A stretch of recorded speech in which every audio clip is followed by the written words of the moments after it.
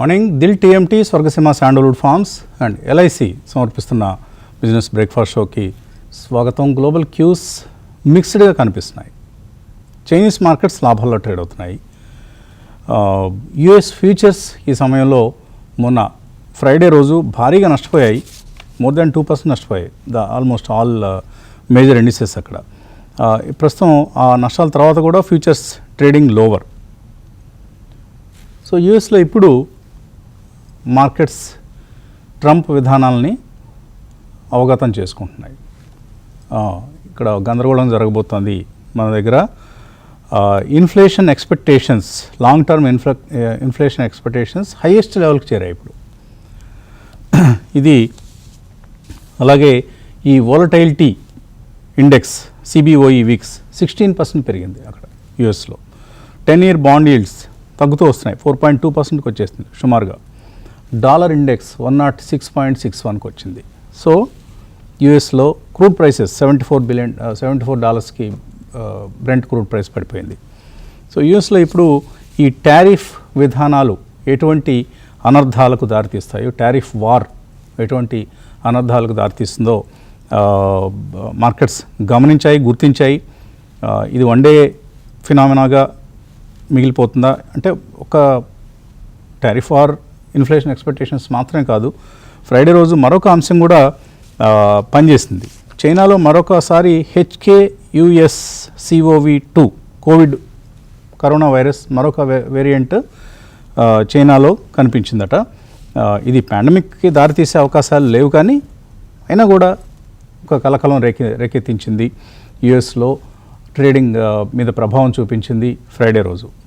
So new corona virus bonds మీద, equities మీద కూడా ఆ ప్రభావం అనేది కనిపించింది. అలాగే యుఎస్లో services PMI index first time after 2023 calendar year Q1 స్థాయికి పడిపోయింది సర్వీసెస్ PMI. ఇలా చాలా ఫ్యాక్టర్స్ మనకు అక్కడ కనిపించాయి. అలాగే బుధవారం రోజు ఎన్విడియా రిజల్ట్స్ రాబోతున్నాయి. ఆ రోజు అవి కూడా మార్కెట్, ఎందుకంటే Nvidia has literally led the US markets rally for the past 2 years. దాన్ని ఇప్పుడు ఏమైనా ఈ డీప్ సీక్ వంటి ప్రకటనల తర్వాత, ఆ పరిణామాల తర్వాత ఎన్విడియా రిజల్ట్స్ ఏ విధంగా ఉంటాయన్న ఆసక్తి, ఒక ఉత్సుకత మార్కెట్స్లో కనిపిస్తోంది. సో ఇవన్నీ కారణాలుగా చెప్పచ్చు. కన్జ్యూమర్ సెంటిమెంట్ ఇండెక్స్ క్షీణించింది. మిచిగన్లో ఒక యూనివర్సిటీ కండక్ట్ చేస్తూ ఉంటుంది. యుఎస్ కన్జ్యూమర్ సెంటిమెంట్ ఇండెక్స్ కూడా క్షీణించింది.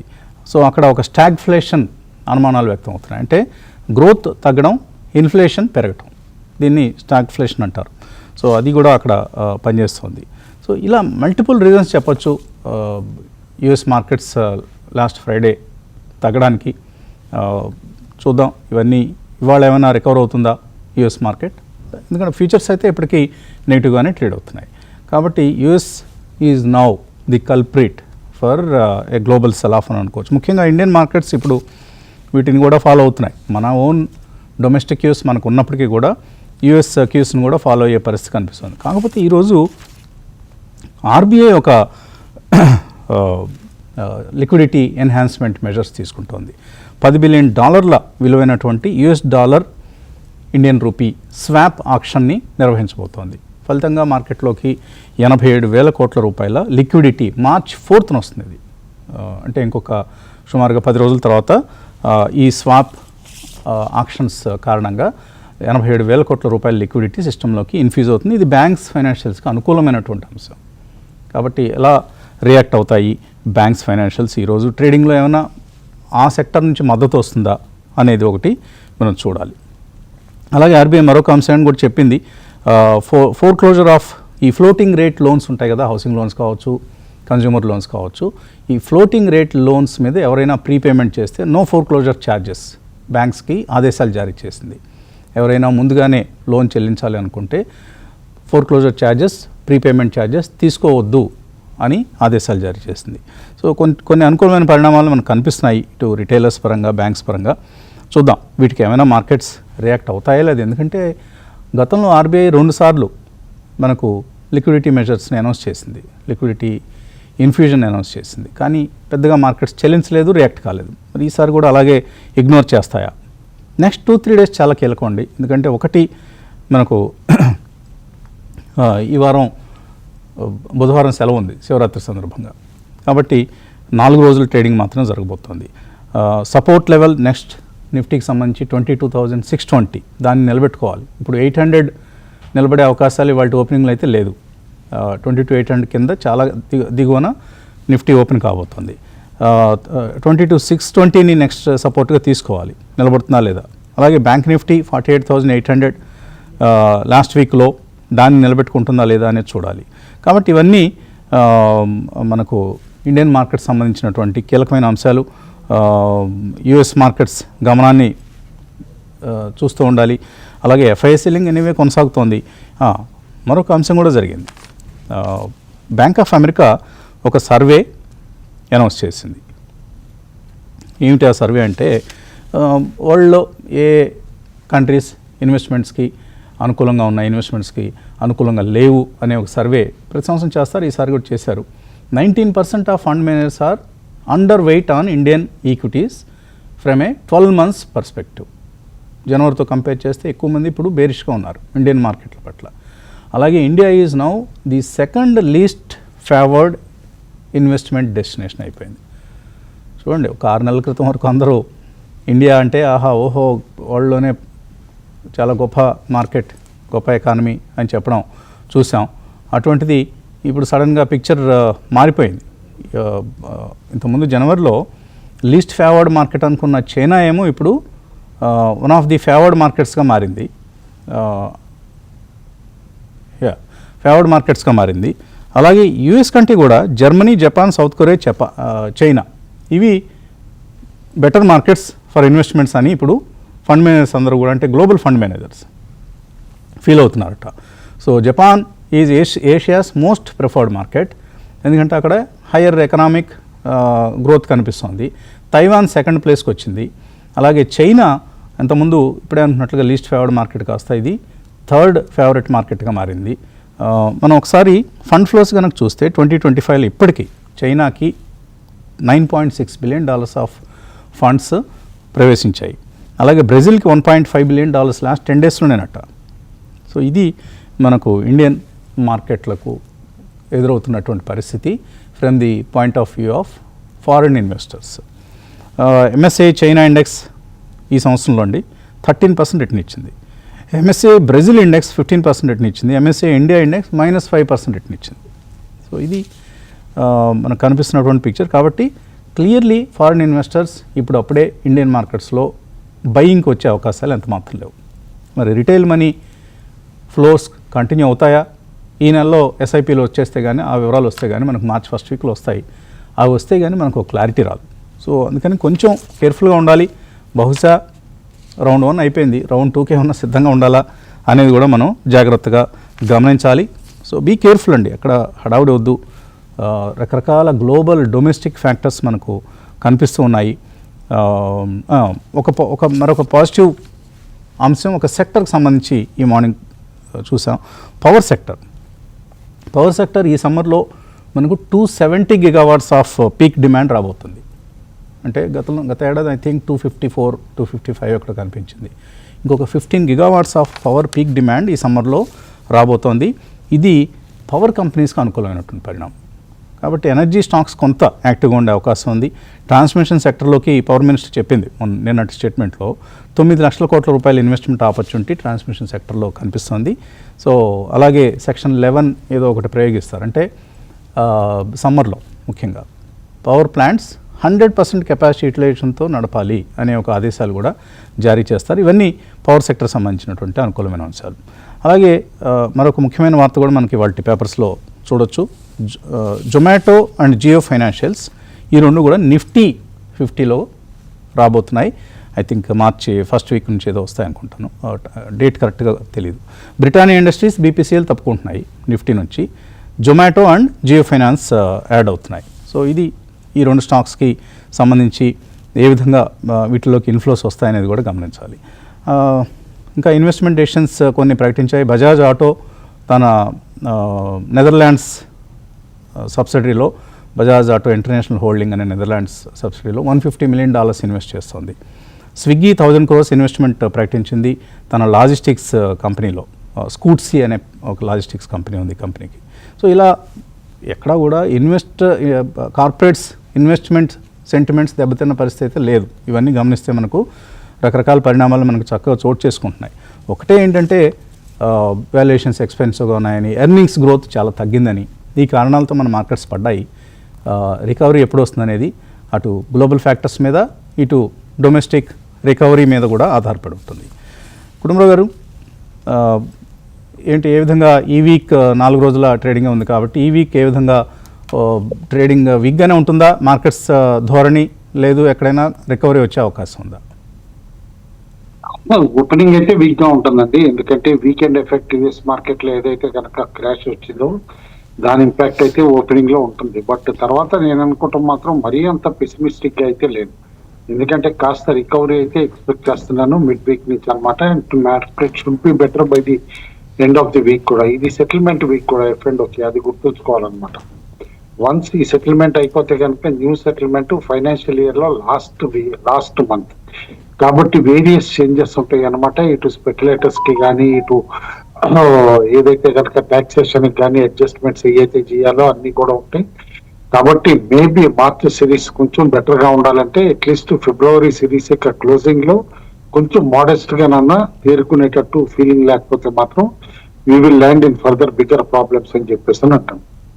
బట్ ఆల్ ఇన్ ఆల్ ఒక విధంగా మనం చూస్తే కనుక క్లియర్లీ వీకెండ్ చాలా డేటా కూడా చూస్తా ఉంటే one single biggest change careful గా మనం డీప్ సీక్ టైం అప్పటి నుంచి చూస్తే గనక అది ఎట్లయితే కనుక యుఎస్ టెక్ సెక్టర్ ని షేక్ చేసిందో అమెరికన్ ఇది చైనీస్ గవర్నమెంట్ యాటిట్యూడ్ కూడా టువర్డ్స్ టెక్నాలజీ స్టాక్స్ చేంజ్ చేసేసింది.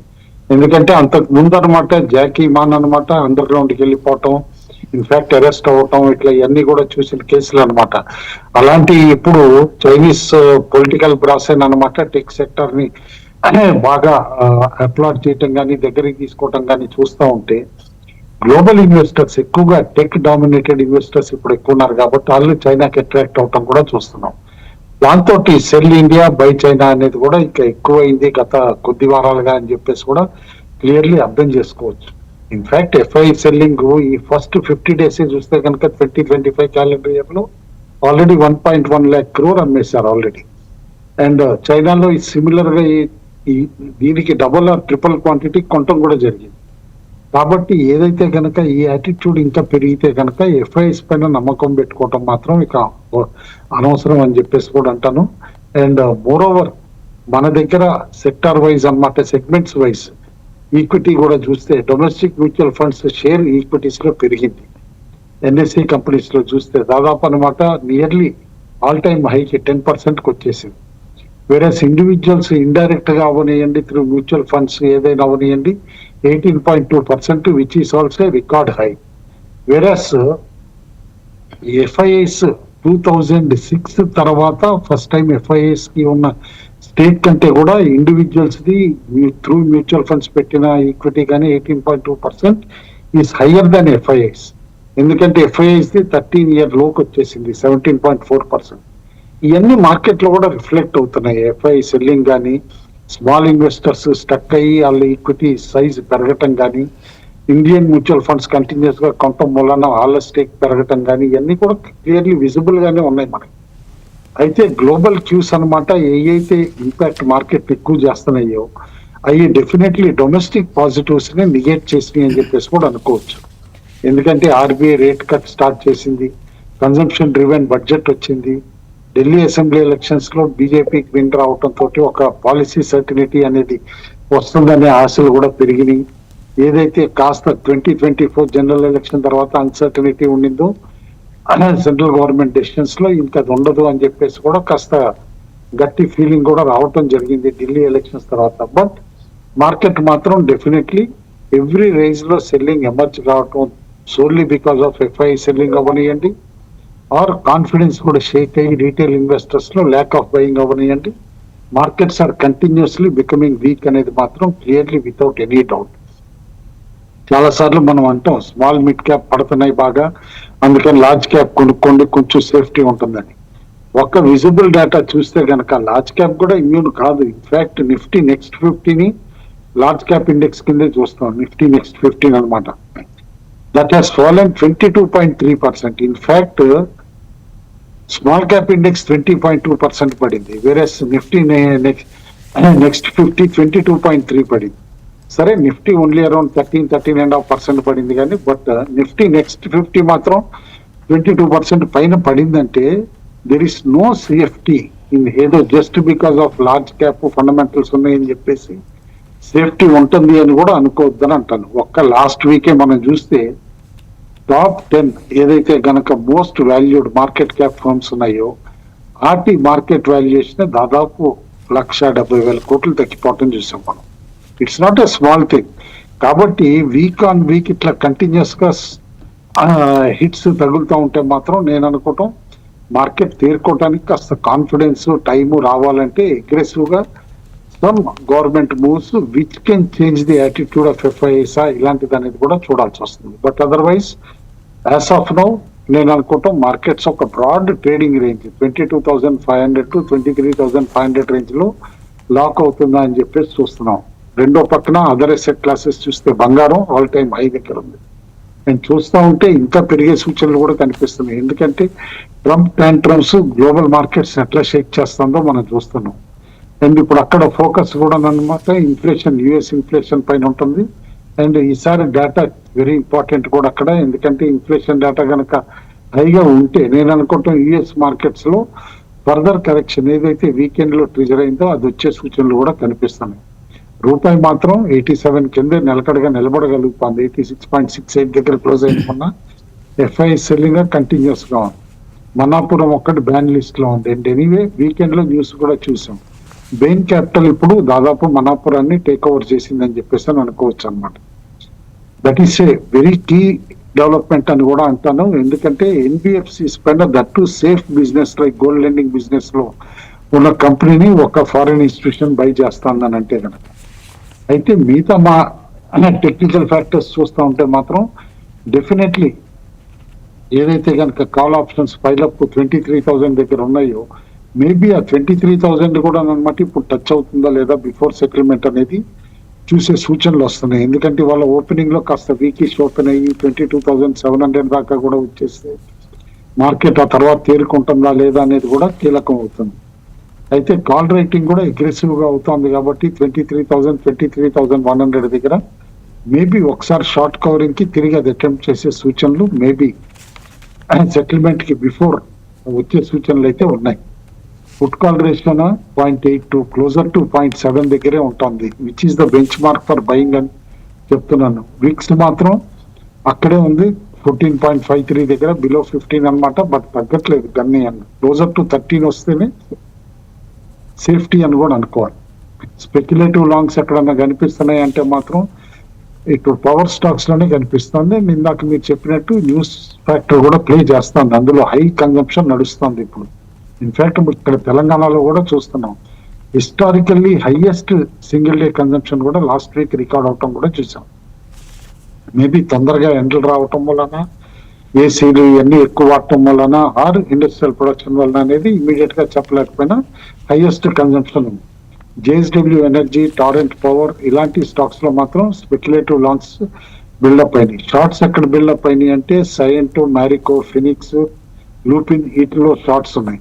హై డెలివరీ ఎక్కడ కనిపించిందంటే మాత్రం Bharti Airtel, doctor Reddy, Godrej consumer, united spirits లో కనిపించింది. అది కేర్ఫుల్ గా చూడమని అంటాను. ఒక్క స్టాక్ కాస్త ఇంట్రెస్టింగ్లీ స్ట్రాంగ్ గా బిహేవ్ చేసిన స్టాక్ బ్యాన్ లిస్ట్ లో కూడా ఎంటర్ అయింది, that is Chambal fertiliser. Week market లో పెరగటం కూడా చూసాం. Maybe some news on cards అనేది మాత్రం కేర్ఫుల్ గా చూడాలి. అందులో ఓవరాల్ గా మాత్రం మార్కెట్ లో ఎంతవరకు అమ్మనాళ్ళు మాత్రం చేసి పానిక్ అయ్యి ఈ వీక్నెస్ లో అయితే అమ్మద్దు అంటాను. On and off relief rallies వస్తాయి, డెడ్ క్యాట్ బౌన్సెస్ వస్తాయి.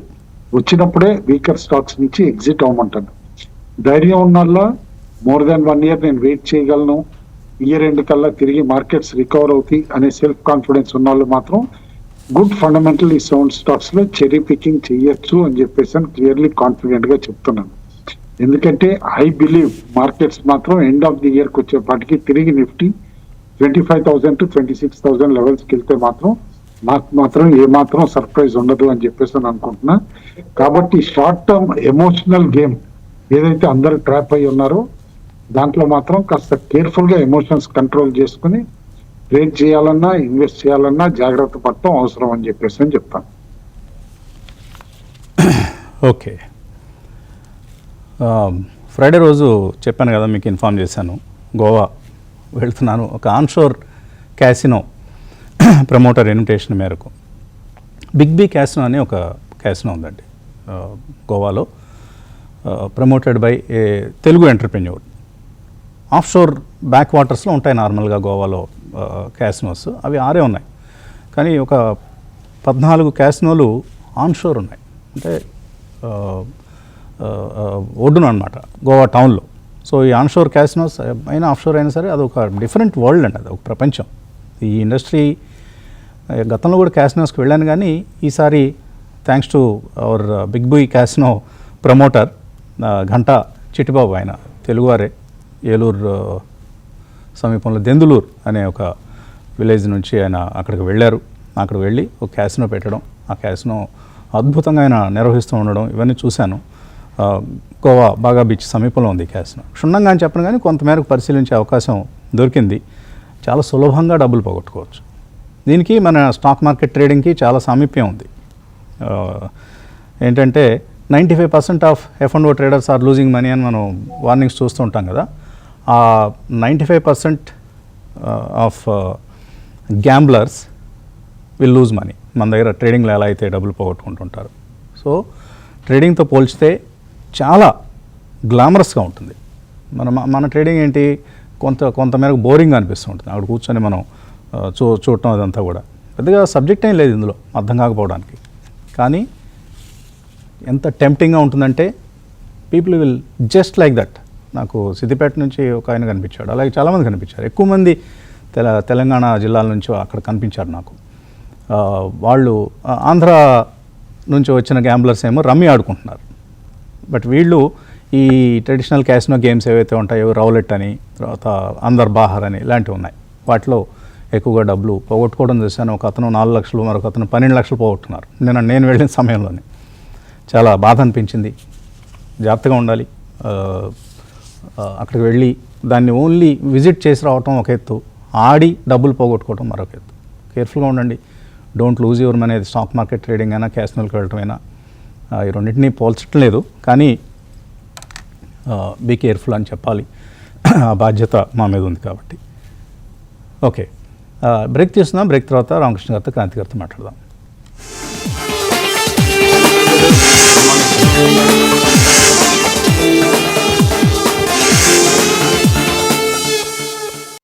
TMT, Swargaseema sandalwood farms and LIC సమర్పిస్తున్న బిజినెస్ బ్రేక్ఫాస్ట్ షోకి పునఃస్వాగతం. క్రాంతి గారు, గోవా ట్రిప్ చాలా అద్భుతంగా జరిగింది. Next time will go together. వీలైతే ఒక ట్రేడ్ ఇంతకుముందు ఎవరో పెట్టారు, ట్రేడర్స్ కార్నివాల్ అని గోవాలో పెట్టారు. వీలైతే మన అనలిస్టులు ఎవరికైనా ఇంట్రెస్ట్ ఉన్న ట్రేడర్స్ వెళ్ళి అక్కడ ఆ ఎన్విరాన్మెంట్, ఎందుకంటే ఎలాగో క్యాసినోలు ఉన్నాయి, నా ట్రేడింగ్ అంటే కూడా క్యాసినో తరహా విధానమే కాబట్టి, అందరు బాహరే కాబట్టి, అలాంటిది ఒకటి ఏమైనా ఒక ట్రేడింగ్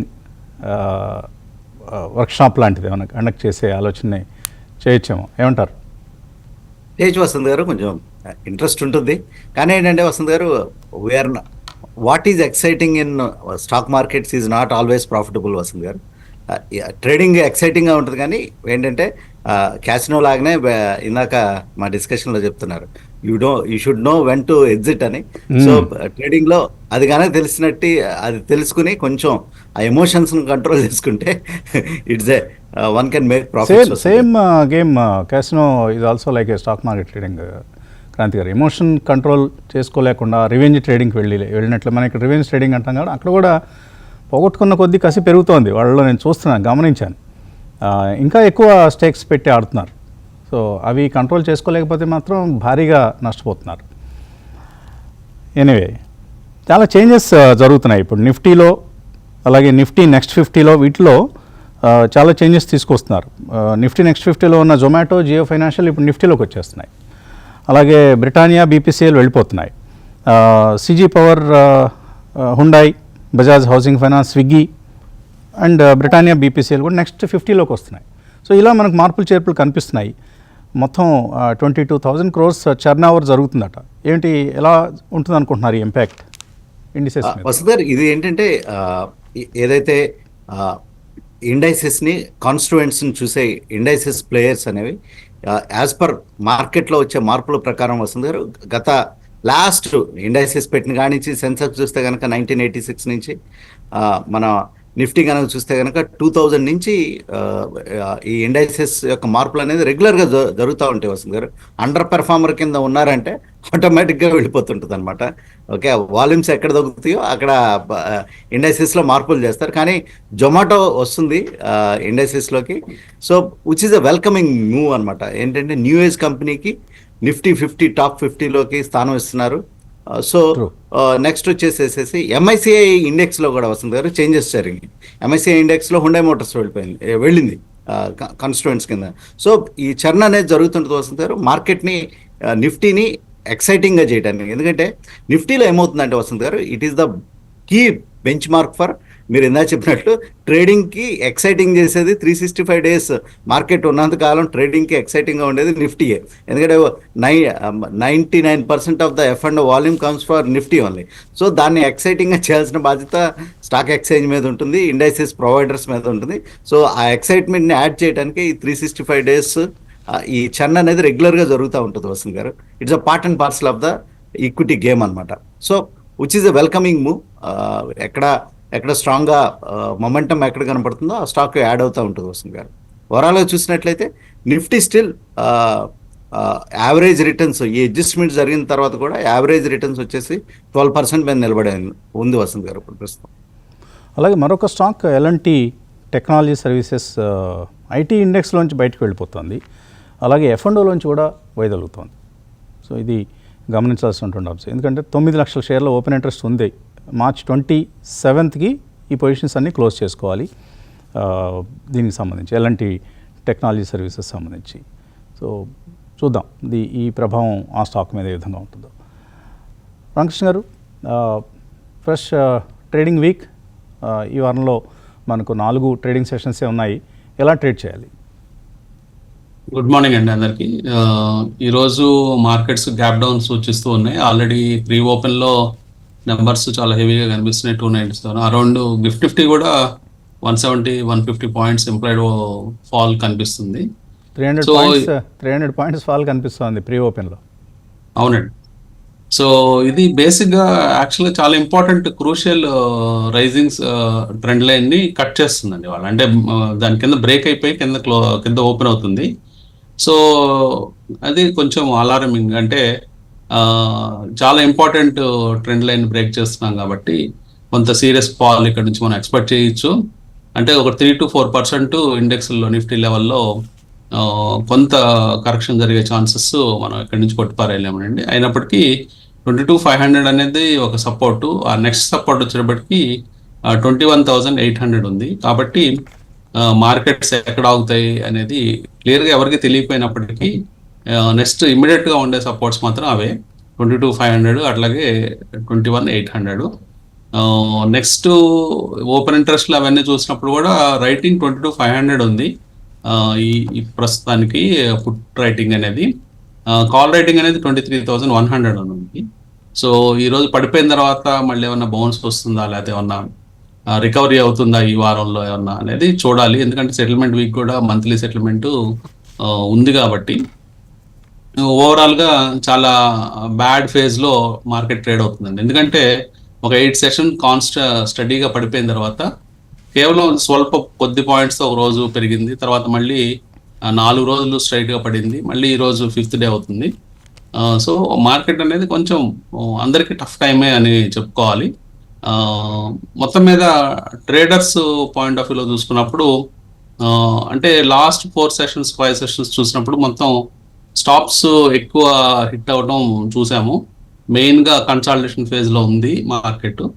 ఇప్పుడు క్లియర్గా ట్రెండ్ తీసుకుంటాం. సో కాబట్టి కాషియస్గా ఉండాలి. ఒక సీరియస్ ఫాల్ అయిన తర్వాత మార్కెట్స్ బిగ్ మూవ్స్ చేస్తూ ఉంటుంది, అంటే పైకి కానీ కిందకి కానీ. కాబట్టి కాషియస్గా ట్రేడ్ చేయమని చెప్తాను. ఓవరాల్గా కాల్ రేటింగ్ 23,100, పుట్ రేటింగ్ వచ్చేటప్పటికి 22,500 దగ్గర ఉంది. ఈ రోజు ఇంట్రాడే లెవెల్స్ ఇవ్వడం జరిగింది. బ్యాంక్ నిఫ్టీ అయితే కొంత కన్సాలిడేషన్ కనిపిస్తుంది, కానీ నిఫ్టీతో పాటే బ్యాంక్ నిఫ్టీ కూడా వీక్ అయ్యే ఛాన్సెస్ ఎక్కువ ఉన్నాయి. ఓకే, అలాగే ఈ రాబోయే ఆదివారం మన కుటుంబరావు గారు, క్రాంతి గారు, వీళ్ళైతే రామకృష్ణ గారు కూడా మనకు అందుబాటులో ఉంటారు. మీ డౌట్స్ అవి ఏమైనా క్లారిఫై చేయ ఫిజికల్గా కలిసి 8688236687 ఈ నెంబర్కి కాల్ చేస్తే వివరాలు చెప్తారు. సో ఇదొక అవకాశం. ఓకే, 220 పాయింట్ల నష్టం కనిపిస్తుంది ఈ సమయంలో మనకు ప్రీ ఓపెన్ ట్రేడ్లో. నిఫ్టీలో ఒక గ్యాప్ డౌన్ ఓపెనింగ్ కనిపిస్తుంది. ఆ తర్వాత రికవరీ వస్తుందా లేదా అనేది వేచి చూడాలి. కాలర్స్ వెయిట్ చేస్తున్నారు, కాలర్ని తీసుకుందాం. హలో హలో, నమస్తే అండి, మీ పేరు? నమస్తే అండి, నా పేరు శ్రీలత అండి, కంపెనీ. శ్రీలత, అడగండి శ్రీలత. నాకు మహాబ్యాంక్ ఉందండి, 5450 ఉన్నాయండి. ఇంకొకటి వచ్చి ఓఎన్జీసీ ఉందండి, 300 షేర్స్, 300 రూపీస్. ఒకసారి స్టాక్ నేమ్స్ మళ్ళీ రిపీట్ చేయండి. మహాబ్యాంక్ అండి. Maharashtra bank of Maharashtra. మీరు మళ్ళీ ముద్దు పేర్లు పెట్టుకుంటే ఎలాగా? సరే, బ్యాంక్ ఆఫ్ మహారాష్ట్ర ఉన్నాయి 54లో. ఇంకొకటి ఏదన్నారు? ఓఎన్జీసీ. ఓఎన్జీసీ కూడా ఉన్నాయి. ఓకే, సరే. కుటుంబరావు ఏం చేయొచ్చు bank of Maharashtra and ONGC? Maharashtra మనం చూస్తున్నాం అక్కడే 40-45 ఆ రేంజ్ లో అనమాట స్టక్ అయిపోతుంది అనమాట. అండ్ ఓవరాల్ గా అనమాట నేను అనుకోవటం మాత్రం all the banks are in good buying mode as of now. కానీ పేషెన్స్ కావాలి, 1 to 2 years పేషెన్స్ ఉండేటట్టయితే కనుక all PSU banks can give decent returns from current levels అని చెప్పేసి కూడా అంటాను. ఎగ్జిస్టింగ్ పొజిషన్స్ ఈ వీక్నెస్ లో ప్యానిక్ తోటి అమ్ముకోవాల్సిన అవసరం లేదు. ఎందుకంటే ఈ వాల్యుయేషన్స్ లో డివిడెండ్ డీల్స్ కూడా దాదాపు అన్ని 3 to 4% వచ్చేసినాయి. మరి 3 to 4% డివిడెండ్ డీల్ వస్తున్నప్పుడు ఎస్బీఐ అకౌంట్ లో పెట్టుకునే బదులు క్యాష్ ఇలాంటి ఫండమెంటలీ గుడ్ స్టాక్స్ లో హోల్డ్ చేస్తే ఒక 2 years కన్నట్టు ఆటోమేటిక్ గా సైకిల్ టర్న్ అవటమే డీసెంట్ రిటర్న్స్ ఇస్తాయి అని చెప్పేసి అని అనుకుంటాం. ఓఎన్జీసీ కూడా రీసెంట్ హై నుంచి బాగా పట్టం కూడా చూసాం. దాదాపు 330-340కి ఎప్పుడో కాదు, ఆగస్టు సెప్టెంబర్ లోనే వెళ్ళటం కూడా చూసాం స్టాక్. అక్కడి నుంచి స్టాక్ 100 రూపీస్ పైన ఇప్పుడు వీకెండ్ అయిపోయి 230 దగ్గర ఉంది. ఓవరాల్ గా క్రూడ్ ప్రైజెస్ గ్లోబలీ స్టేబుల్ గా ఉన్నాయి. బట్ ఇక్కడ మన దగ్గర గవర్నమెంట్ కంట్రోల్ ఇండైరెక్ట్ గా ఉంటుంది కాబట్టి నేను అనుకుంటున్నా స్టాక్ కొంచెం సబ్డ్యూడ్ గా ఉన్నా. As of now it is looking attractive అండి ఈవెన్ ఓఎన్జీసీ కూడా. ఎందుకంటే పిఈ వైజ్ కూడా చూస్తే it is now at 7 PE అండి. 7 PEలో ఇంత లార్జ్ కంపెనీస్, సైక్లికల్ స్టాక్స్ ఎట్లా ఆపర్చునిటీ వచ్చినప్పుడే దొరుకుతాయి, కానీ లేకపోతే ఎందుకు దొరుకుతాయి? Definitely hold. రెండు కూడా హోల్డ్ చేయండి, bank of Maharashtra and ONGC. Pre open trade 186 పాయింట్ల నష్టంతో మనకు నిఫ్టీ ముగియడం చూస్తున్నాం. బ్యాంక్ నిఫ్టీ 360 పాయింట్లు నష్టపోయింది. సో ఒక వీక్ ఓపెనింగ్ కోసం మార్కెట్స్ సిద్ధంగా ఉన్నాయి. కాలర్స్ కొనసాగుతున్నారు, మరో కాలర్ని తీసుకుందాం. హలో, నమస్కారం వసంత్ గారు. నమస్తే అండి, అడగండి. నమస్కారం వసంత్ గారు. నమస్తే, మీ పేరు? నా పేరు హనుమాన్ సింగ్ అండి, ఖమ్మం నుంచి. అడగండి హనుమాన్ సింగ్. సార్ నాకు డిక్సన్ టెక్నాలజీ 10,200 ఉన్నాయి సార్. నాకు అక్కడ ఇప్పుడు చాలా తగ్గుతుంది కదా, ఇది ఎంఐసి ధర్మాక్స్ కొనుక్కోవచ్చు. ధర్మాక్స్ ఒకటి, బాష్ ఒకటి, ఈ రెండు కొనుక్కోవచ్చా ఇప్పుడున్న డిప్ లో? ఇంకోటి ఏదన్నారు? ఒకటి ధర్మాక్స్ తర్వాత బాష్. ఓకే, బాష్ ధర్మాక్స్ ఈ రెండు కొన్నాం. ఒకటి ఇది ఎంఐసి, ఇది మంచి నిర్ణయమా లేకపోతే దాంట్లో కూడా కొంచెం ఇన్వెస్ట్ చేసుకోవచ్చా ఇప్పుడు ఈ డిప్ లో? ఈ రేట్ దగ్గర ఎలా అమ్ముతారు డిక్సన్? నాకైతే మరి అమ్మరాదని అనిపిస్తుంది. క్రాంతి గారు, డిక్సన్ అమ్మేసి థర్మాక్స్, బాష్ కొనుక్కోవచ్చా? ధర్మాక్స్ వసంత్ గారు ఈ క్వార్టర్ రిజల్ట్స్ కొంచెం వీక్గా వచ్చినాయి వసంత్ గారు. ధర్మాక్స్ ఇమీడియట్గా కొనాల్సిన అవసరం అయితే ఏం లేదు, ఎందుకంటే క్యాపిటల్ గూడ్స్ ఇక్కడి నుంచి స్లోగా మూవ్ అవుతాయి. బట్ ఏంటంటే డిక్సన్ అనేది కంప్లీట్ ఈ మార్కెట్ కరెక్షన్లో బాగా కొంచెం తగ్గిన స్టాక్ ఇది. నెక్స్ట్ ఏంటంటే ఈ స్టాక్స్ అన్ని బాగా వసంత్ గారు బేస్ నుంచి బాగా పెరిగిన stocks. These are all multiplayers. Dixon కానీ, యాంబర్ కానీ, ఈ స్టాక్స్ అని ఏదైతే మేక్ ఇన్ ఇండియా ప్రోగ్రామ్ ఉందో దాంట్లో కీ బెనిఫిషరీ డిక్సన్ అనమాట. సో డిక్సన్ హోల్డ్ చేయమంటాను. ఇన్ కేస్ డిక్సన్లో డిప్ వస్తే కొంచెం యాడ్ చేసుకుంటా కూడా మంచి అవకాశం ఉంది వస్తుంది గారు. ధర్మాక్స్ అయితే వెయిట్ చేసి కొంచెం ఫ్రెష్ క్యాపిటల్ ఇన్ఫ్యూజ్ చేయమని చెప్తాను.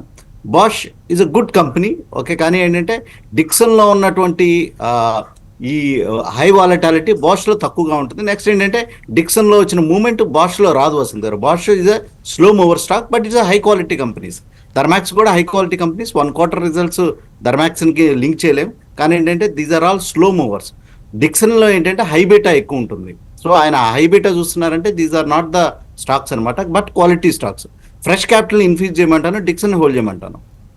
13,649 200 మూవింగ్ యావరేజ్ అక్కడ ఒక సపోర్ట్ కనిపిస్తుంది డిక్సన్కి. అది కట్ అయ్యి 10,000కి వస్తే మనం ఏం చేయలేం అనుకోండి మార్కెట్లో. ఇక 10,000కి డిక్సన్ వచ్చిన రోజున మార్కెట్ బాటమ్ అవుట్ అయినట్లుగా అనుకోండి అంతే. ఓకే, మరో కాలర్ లైన్లో ఉన్నా. హలో నమస్తే అండి, అడగండి. సార్, నా పేరు సంతోష్ రెడ్డి సార్, కొంపల్లి నుంచి మాట్లాడుతున్నా. సంతోష్ రెడ్డి, అడగండి సంతోష్. సార్, నా దగ్గర స్టాండర్డ్ గ్లాసు 165 లెక్క ఒక 400 షేర్ తీసుకున్నా సార్. ఇంకొకటి ఓంకార్ కెమికల్స్ తీసుకున్నా సార్, ₹9.50 లెక్క 1000 షేర్లు. ఇప్పుడు ఇది స్టాండర్డ్ గ్లాస్ ఇది రెండు యాడ్ చేసుకోవాలన్నా హోల్డ్ చేయాలన్నా సార్? కుటుంబంలో స్టాండర్డ్ గ్లాస్ ఏమన్నా ఇక్కడ ఫ్రెష్గా కొనుక్కోవచ్చా? ఇంకా పేషెన్స్ కావాలండి. హోల్డ్ నన్ను అడిగితే కనుక అమ్మాల్సిన అవసరం అయితే లేదు. ఎందుకంటే one of the better companies అన్నమాట, రీసెంట్లీ లిస్టెడ్ దాంట్లో. అండ్ కాంపిటీషన్ పెద్దగా లేదు ఇండియాలో. లిస్టెడ్ ఎంటిటీస్ ఈ సెగ్మెంట్ లో ఓన్లీ 2-3 కంపెనీస్ కంటే కూడా లేవు అనమాట ఆర్గనైజ్ స్పేస్ లో. డెఫినెట్లీ కాస్త యాడ్ చేయమంటాను, but you should have patience for at least next 1.5 years.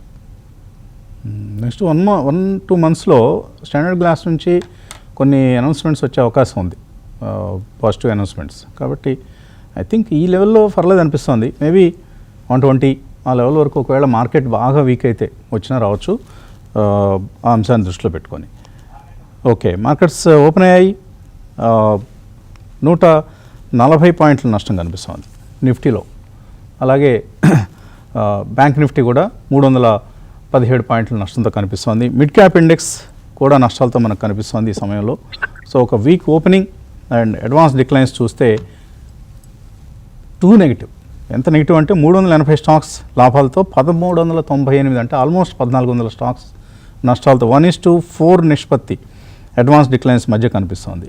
IT index is down, mid cap index is down. Mid cap index ఎక్కువగా నష్టపోయింది compare to Sensex and Nifty. అలాగే స్మాల్ క్యాప్ ఇండెక్స్ కూడా under perform చేస్తుంది, 1% down, more than 1%. Sensex 430 పాయింట్లు కోల్పోయింది. So చాలా చాలా week opening అనేది మనం గమనిస్తూ ఉన్నాం. ఏం పెరిగాయి చూద్దాం. M&M పెరిగింది స్వల్పంగా. డాక్టర్ రెడ్డీస్ ల్యాబ్స్ పెరిగింది నిఫ్టీలో 0.8%. డాక్టర్ రెడ్డీస్ ల్యాబ్స్ పెరగడం చూస్తున్నాం. సో నష్టపోయినవి ONGC, ఇందాక ఎవరు అడిగారు, 2% down. HCL tech, BEL, Trent, అలాగే విప్రో, హిందాల్కో, ఇవన్నీ కూడా మనకు లూజర్స్ లిస్ట్లో ఉన్నాయి ఇండెక్స్ స్టాక్స్లో. Infosys is down almost 1%. TCS more than 1% నష్టం అనేది చూస్తున్నాం. So across the board selling అనేది కనిపిస్తోంది. సరే, మిడ్ క్యాప్స్లో ఏమైనా గెయినర్స్ ఉన్నాయా? మిడ్ క్యాప్ గెయినర్స్ వెతుకుదామంటే కూడా ఇక్కడ చాలా తక్కువ పరిమిత సంఖ్యలో కనిపిస్తున్నాయి. So almost all sectoral indices నిఫ్టీలో ఓన్లీ 2 స్టాక్సే, TRL అండ్ M&M. మిగతా 48 స్టాక్స్ కూడా నష్టాలతో కనిపిస్తున్నాయి. NTPC, హిందాల్కో, SBI ఇలా నష్టాల పర్వం అనేది మనకు కొనసాగుతోంది. ఓకే, లూజర్స్ లిస్ట్లో ఒకసారి టాప్ లూజర్స్ ఏమున్నాయి?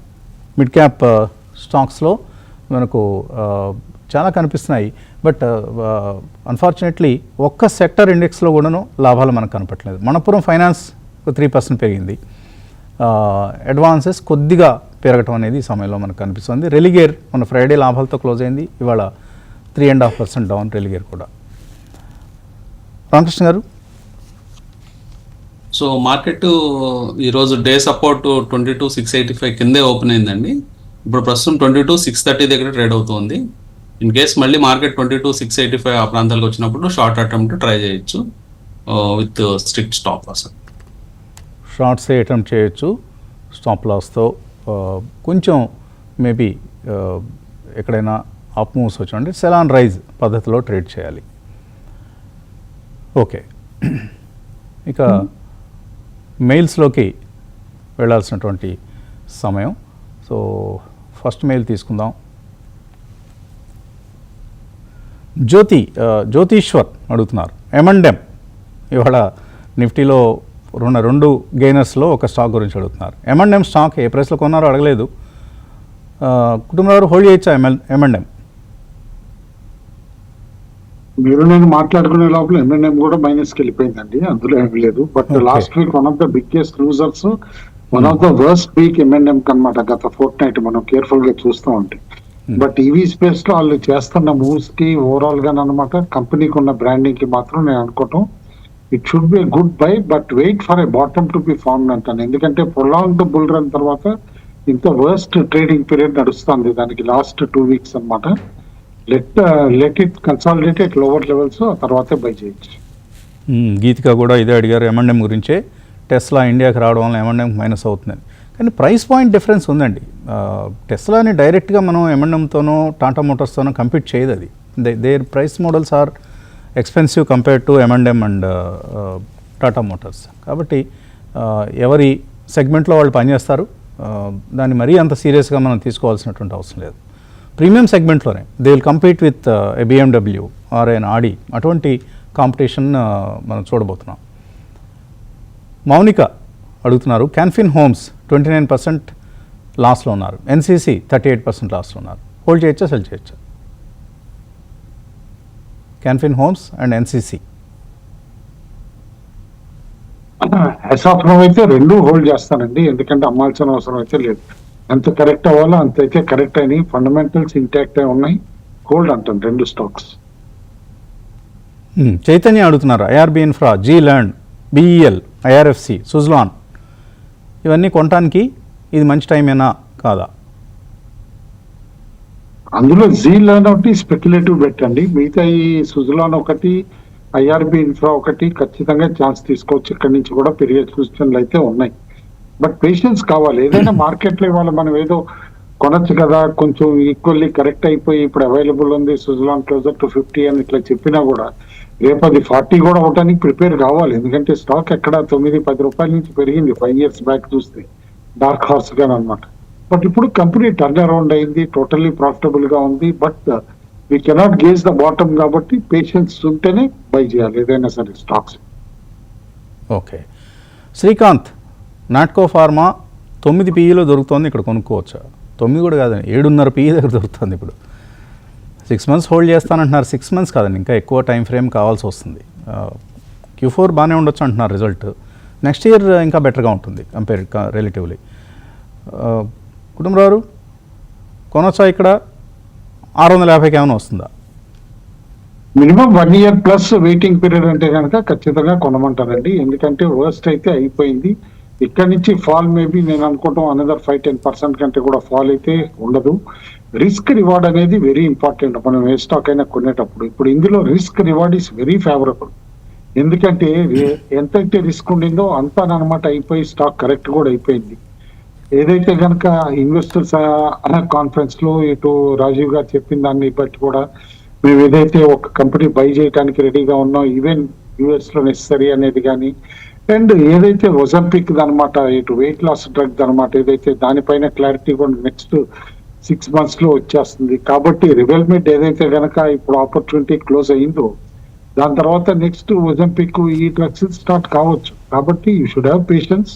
1 year ప్లస్ హోల్డ్ చేస్తానంటే కనుక in fact one of the better stocks to buying this weakness is Natco. Revlimid కూడా ఓన్లీ లాస్ట్ క్వార్టర్ వాళ్ళు నార్మల్గా ఆ టెవా ఏం చేస్తుందంటే 3rd quarterలో వాళ్ళు తక్కువ లిఫ్ట్ చేస్తారు ఈ రెవెలిమిడ్ డ్రగ్ని. సో తర్వాత క్వార్టర్ నుంచి మళ్ళీ ఎక్కువగా కొనుగోలు చేస్తుంటారు నాట్కో నుంచి. కాబట్టి అది ఒక క్వార్టర్ కిందే మనం తీసుకోవాలి ఆ నెగిటివ్ని. Q4 నుంచి మళ్ళీ బెటర్ ట్రెండ్ ఉండే అవకాశం ఉంది. లక్ష్మణాచారి, తెగా ఇండస్ట్రీస్, FIEM ఇండస్ట్రీస్ ఈ రెండింటిలో ఒకటి మాత్రమే కొంటారట.